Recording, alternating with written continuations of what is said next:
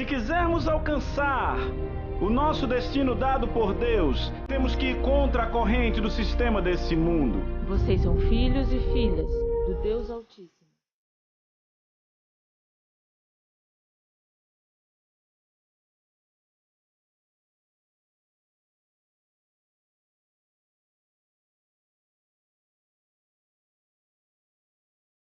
Jesus disse: deixe a sua luz brilhar para que o mundo possa ver suas obras. Nós devemos ser luz nesse mundo. Estamos dormindo e seremos mudados. Mudar significa alterar, transformar ou revolucionar.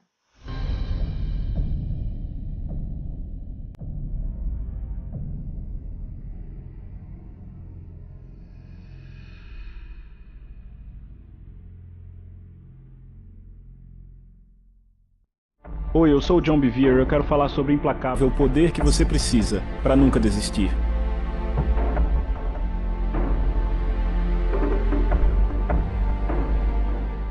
Eu quero compartilhar com vocês sobre um filme que eu assisti quando estava escrevendo esse livro há 10 meses atrás. O filme, na verdade, é um filme antigo, ele se chama A Sombra e a Escuridão, com Val Kilmer e Michael Douglas. A história se passa nos anos de 1800, eles estavam construindo uma ponte sobre o rio Tsavo. E o filme começa com as obras da ponte atrasadas e um ótimo engenheiro é contratado para fazer com que a ponte fique pronta no tempo combinado. Ele é interpretado por Val Kilmer e o nome daquele homem é Patterson, e ele aparece na cena, na construção da ponte. Mas o que ele descobre assim que chega é que os homens estão desaparecendo durante a noite. E a história se desenrola e eles acabam descobrindo que há dois grandes leões que estão levando as pessoas e eles colocam armadilhas. Eles tentam de tudo para pegar os leões, mas eles continuam escapando das armadilhas. Então, quando as mortes chegam a 30 homens, eles trazem um excelente caçador chamado Remington, e ele é americano, essa é uma história verdadeira. E o Remington chega e ele começa a tentar pegar os leões, colocando armadilhas, e eles continuam escapando. Finalmente, quando as mortes chegam a 130 homens por esses leões, o mestre de obras vê um trem deixando a cidade e coloca todos os seus trabalhadores que estavam na ponte para entrar naquele trem e ir embora. Então, esse foi o momento de definição do filme que realmente me impactou. Eu vendo o Remington e eu fiquei vendo Patterson ali parado com seu assistente, olhando aquelas centenas de homens, influenciados por aquele homem cheio de medo por causa dos dois leões, o mestre de obras, e todos foram embora. E sobram aqueles 3 homens para lidar com aqueles leões assassinos. Bem, eu não vou entrar na história inteira, mas acontece que depois de muito trabalho eles acabam matando aqueles leões. E então o que acontece é que aqueles homens voltam e todo o respeito que aqueles trabalhadores passam a ter por Patterson é tremendo. E o que esse filme me mostrou foi o seguinte: nós também estamos construindo uma ponte. Estamos construindo uma ponte entre o céu e a terra, somos embaixadores e estamos trazendo o reino dos céus para a terra. Mas Pedro faz uma declaração, ele diz: Satanás é como um leão que ruge, procurando quem ele possa devorar. Nós temos um inimigo, mas assim como aqueles homens tinham armas e os leões não tinham armas, nós temos armas e os nossos inimigos foram destituídos. Porque a Bíblia diz que Jesus desarmou cada principado e poder, e ele diz: eu tenho as chaves. Ele tem a armadura e ele nos deu. Então a pergunta seria: que tipo de pessoa nós seremos? Que tipo de vida teremos? Seremos pessoas que são influenciadas pelos homens que temem e que correm da adversidade? Ou seremos como Remington e como Patterson e o assistente, que ficaram e encararam os leões e conseguiram o que eles se dispuseram a alcançar? Então, para apresentar isso, eu quero que vocês olhem as palavras de Salomão. Salomão diz em Eclesiastes capítulo 7, versículo 8, ele diz: o fim é melhor do que o começo. Quantos sabem que a maneira que terminamos é muito mais importante do que como começamos? Esta é uma boa hora para dizer amém. Seja um relacionamento, seja uma tarefa, seja uma estação da nossa vida, seja a nossa vida inteira, a conclusão é a coisa mais importante. Para terminarmos bem, devemos viver bem. Amém? Mas devido ao fato de que neste mundo há forças opositoras, isso significa que temos que aprender a nunca desistir. Isso significa que temos que desenvolver um espírito implacável. Amém? Como adquirimos um espírito implacável? Por que isso é tão importante?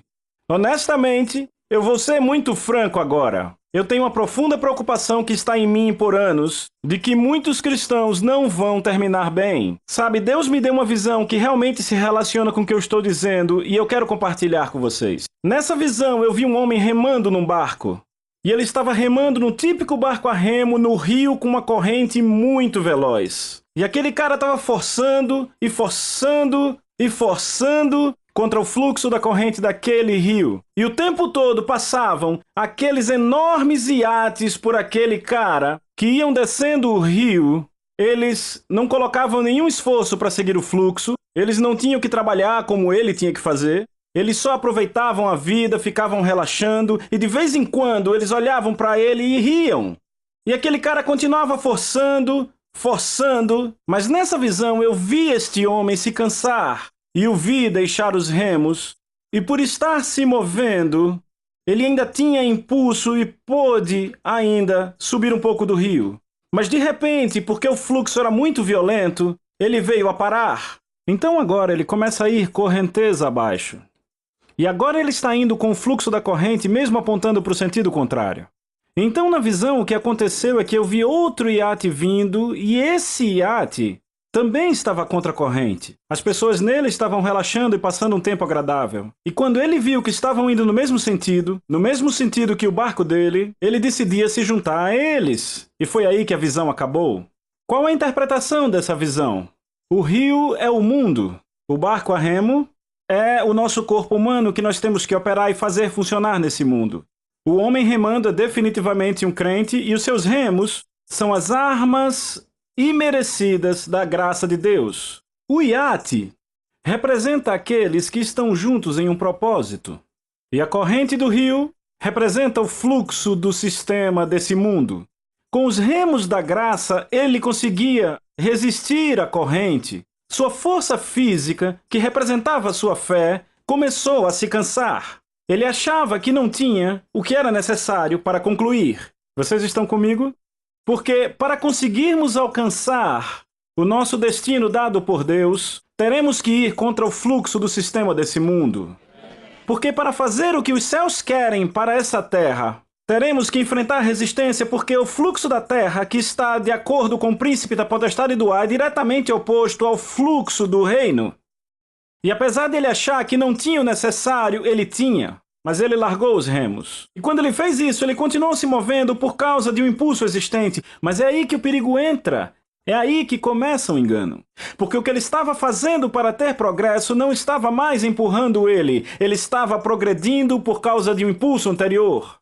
E de repente ele começa a parar devagar, e se você já passou por isso num barco a remo, e você vai contra a corrente e deixa os remos, você não percebe quando para de progredir com o impulso. Você de repente para e começa a ir no fluxo do rio e você não percebe o que está acontecendo. Isso se chama engano. Estão comigo? Agora ele está fluindo com a corrente, com o sistema do mundo, embora ele ainda esteja apontado para o contrário. Então ele ainda parece um cristão, ele ainda fala como um cristão, ele vai para a igreja, ele dá o dízimo, mas na verdade ele está no mesmo fluxo do mundo. Então de repente outro iate aparece, mas, diferente dos outros iates que estavam descendo o rio, este está subindo. E quando ele vê que eles estão subindo, que estão fluindo com ele, então ele entra e agora tem o mesmo propósito. Agora o engano se torna ainda maior, porque agora temos um grupo de pessoas vivendo da mesma forma. Estão comigo? Então, considerem o que o apóstolo João diz na sua carta. Ele diz: o mundo e o ato de só querer e querer e querer vai passar. Mas todo aquele que faz o que Deus quer está pronto para a eternidade. A visão descreve 3 tipos de pessoas. Primeiro, o incrédulo que está completamente cego na sua vida de querer, querer, querer. A outra pessoa que ela descreve, a segunda pessoa, é o crente verdadeiro, que implacavelmente força e força e força para ver o reino avançar. Lembrem o que Paulo disse em Filipenses capítulo 3, eu me esforço para o alvo, estão comigo? Mas a terceira pessoa é o enganado. Ele é aquele que esconde o seu desejo de querer, querer, querer, debaixo da aparência de cristão e uso errado das Escrituras. Depois de ter um real entendimento desta visão, O escritor de Hebreus, o que ele diz no capítulo 12, versículos 12 e 15, realmente faz sentido para mim. Ele diz assim: levantem as suas mãos cansadas e fortaleçam os seus joelhos trêmulos. Continuem andando em caminhos retos. Tratem de evitar dar as costas para a graça de Deus. Isto foi escrito para crentes e depois de ter essa visão, eu acho que eu entendo. Vocês concordam? Como filhos de Deus, devemos desesperadamente querer acabar bem. Você pode dizer amém? Então deixa eu te dar a definição de implacável. Vamos começar com isso. Implacável é definido assim: uma atitude ou postura que é resoluta, persistente, inflexível. Falando de forma simples, que não se deixa aplacar. O que significa aplacar? Aplacar é se tornar leniente, afrouxar ou até conceder. Sinônimos de implacável, eu sempre gosto de sinônimos. Determinado, rigoroso, persistente, intransigente, que não se para, tenaz, de uma só certeza. Isso não te empolga ouvir essa definição? Deixa eu ler para vocês Hebreus capítulo 12, versículo 1. O apóstolo diz: vamos correr, repitam, correr. Vamos correr com perseverança. Ora, perseverança significa persistência implacável. Vamos correr com persistência implacável a corrida que está colocada para nós. Então não é interessante que ser implacável é a única virtude que ele aponta que devemos ter para terminar a corrida bem? Eu estou falando da nossa corrida cristã, entendem? Note que ele não disse, vamos correr com felicidade, vamos correr com alegria, vamos correr com propósito, vamos correr com seriedade. Não, tudo isso é importante, mas a única virtude que ele aponta é que devemos correr essa corrida, a nossa vida, com o espírito implacável. Amém? É por isso que essa série é tão importante, porque é preciso o espírito implacável para terminar bem. Você pode dizer amém para isso? Não importa o que você está enfrentando. Mas deixa eu te dizer, Jesus colocou um qualificador nisso em Marcos 9, 23. Ele disse, se você puder crer, todas as coisas são possíveis para aquele que crê. Então é preciso alguém que implacavelmente crê. Repita, crê. Para ver o impossível se tornar possível. É sobre isso que essa mensagem trata. Lidar com o que está além da habilidade humana e, pela graça de Deus, ver o impossível se tornar possível. Amém? Então, para começar, eu quero dar uma olhada numa das mais potentes passagens do Novo Testamento inteiro, certo? Então, deixa eu dizer, entre essa lição e a lição 3, vai parecer que eu desviei do caminho, mas acredite, eu não desviei nem um centímetro. O que eu vou dizer no resto dessa sessão, sessão 2 e sessão 3, é absolutamente crucial para construir um espírito implacável.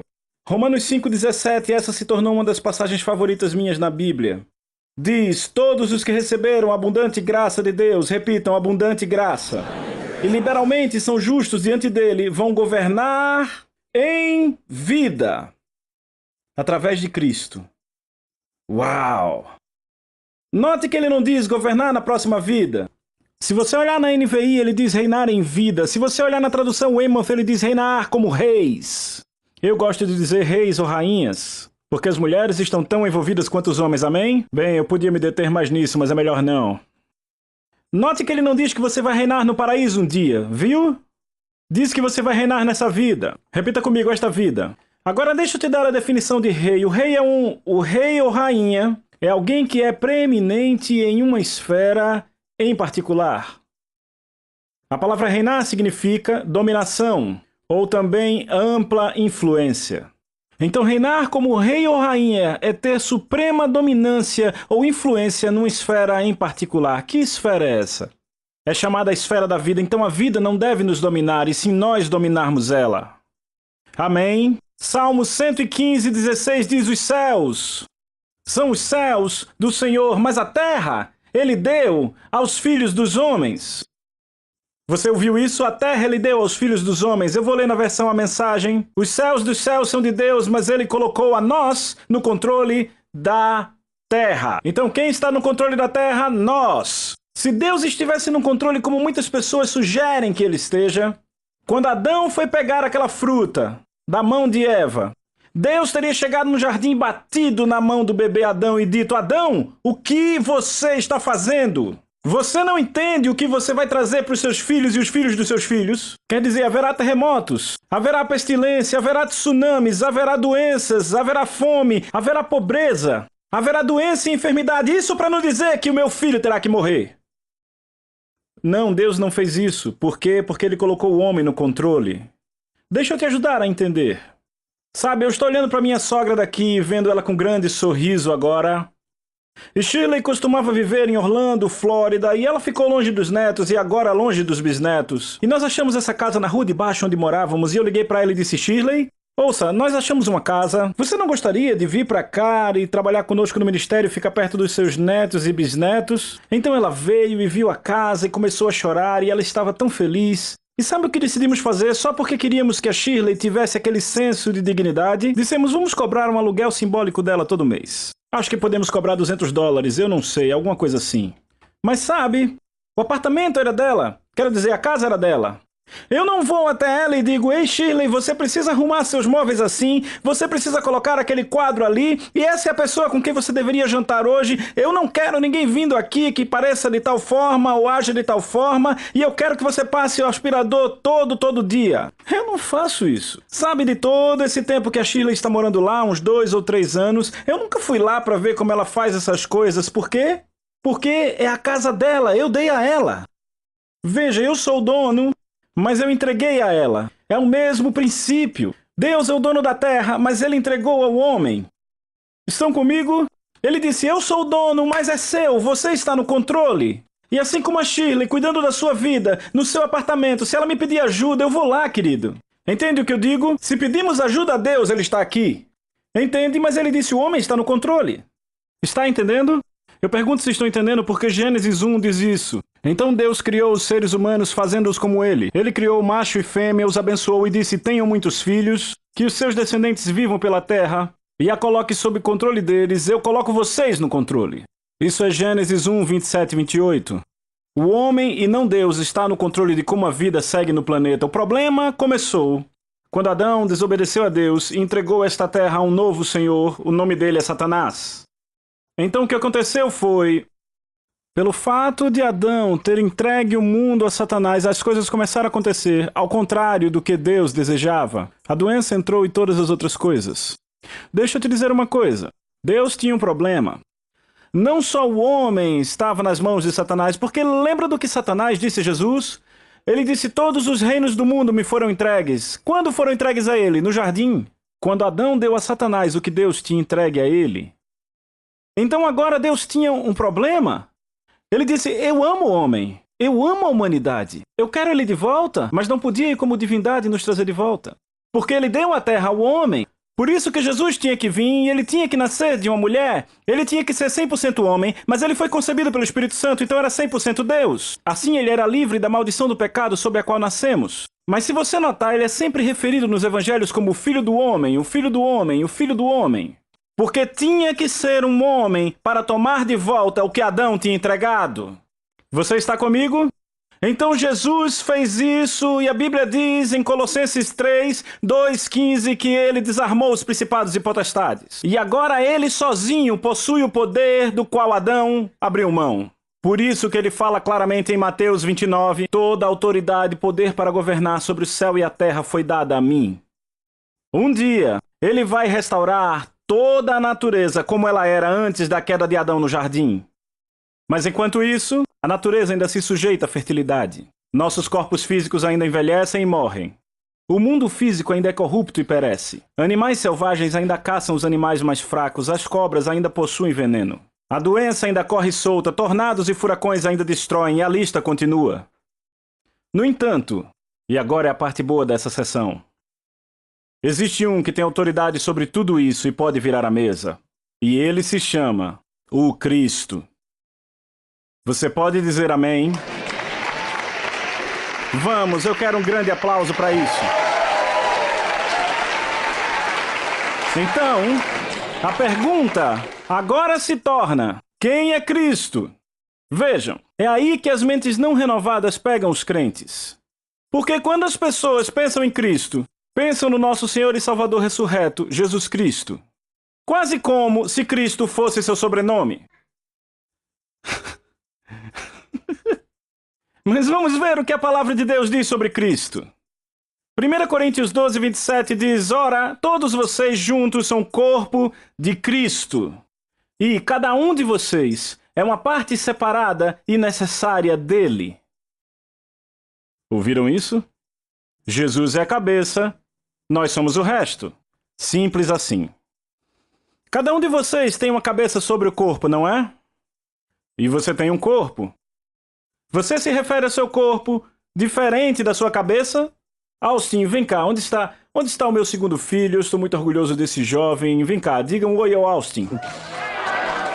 Ok, esse é Austin Bevere, ok? Eu tenho muito orgulho dele.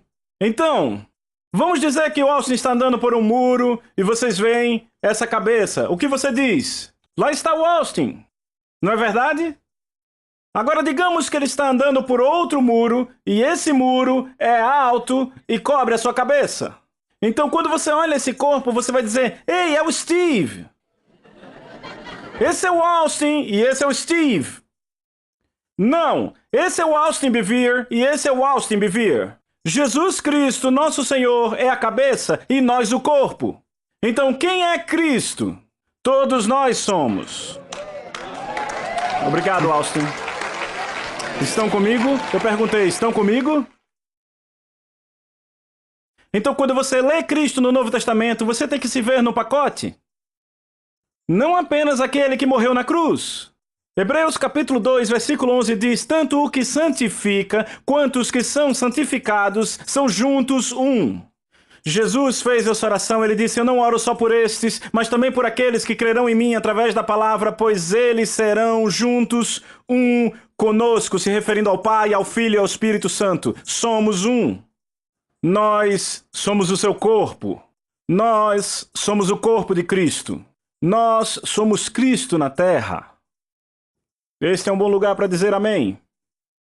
Pedro escreve: Fomos recriados pela palavra de Deus para nos tornarmos coparticipantes da natureza divina. Assim como a mão do Austin tem a mesma composição molecular, o mesmo DNA do seu rosto, somos iguais à cabeça. Fomos feitos coparticipantes da natureza divina.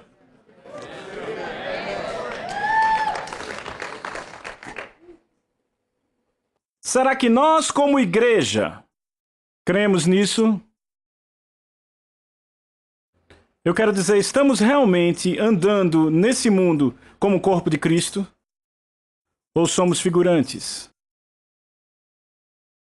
Porque deixa eu te dizer algo agora.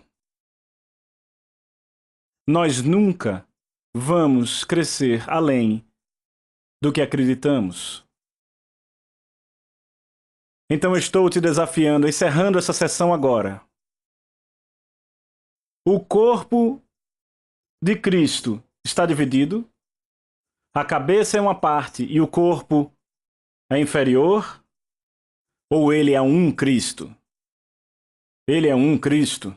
Nós somos um com ele. Acredite, não tem nada a ver com o que eu e você fizemos. Tudo tem a ver com a sua graça imerecida. Mas a sua graça imerecida nos fez coparticipantes da sua natureza divina. Nós somos Cristo na Terra. Oi, eu sou o John Bevere e eu quero falar sobre o implacável poder que você precisa para nunca desistir. Sabe, acabar é muito importante. Na verdade, é mais importante como terminamos do que como começamos.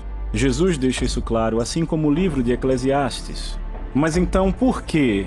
Muitos crentes não estão terminando bem nesses dias. A Bíblia prediz. Ela diz: nos últimos dias muitos vão naufragar e muitos vão abandonar a fé. Por que isso acontece?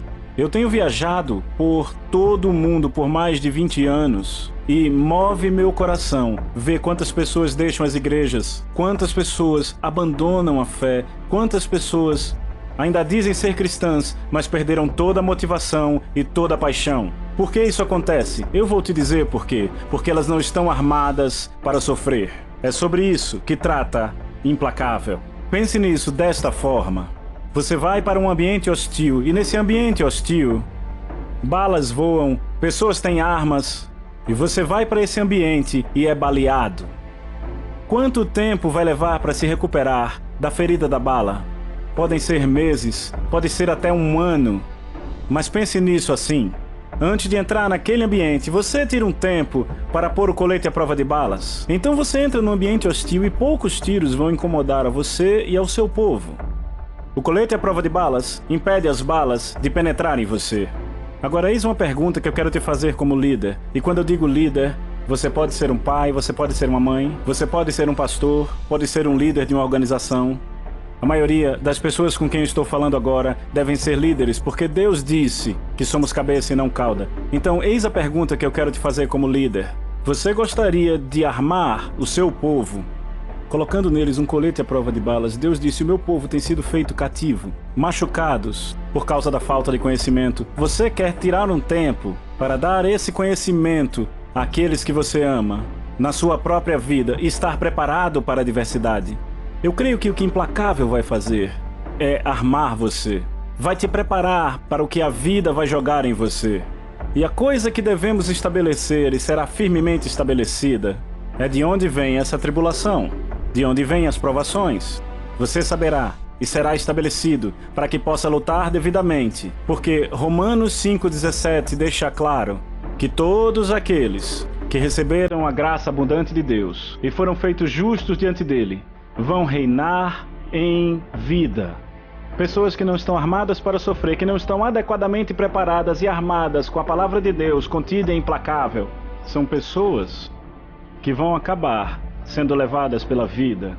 É o meu desejo, a minha paixão, ver que a Igreja de Jesus Cristo na América e no mundo todo se levanta e se torna forte. E eu vejo o Implacável como uma ferramenta dada por Deus para nos preparar para estes dias que virão.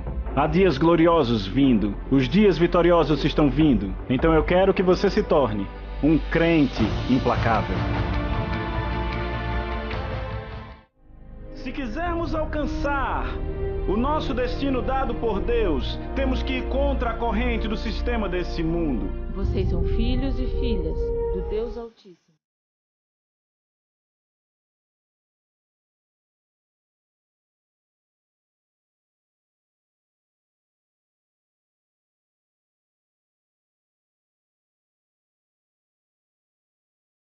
Jesus disse: deixe a sua luz brilhar para que o mundo possa ver suas obras. Nós devemos ser luz nesse mundo. Estamos dormindo e seremos mudados. Mudar significa alterar, transformar ou revolucionar.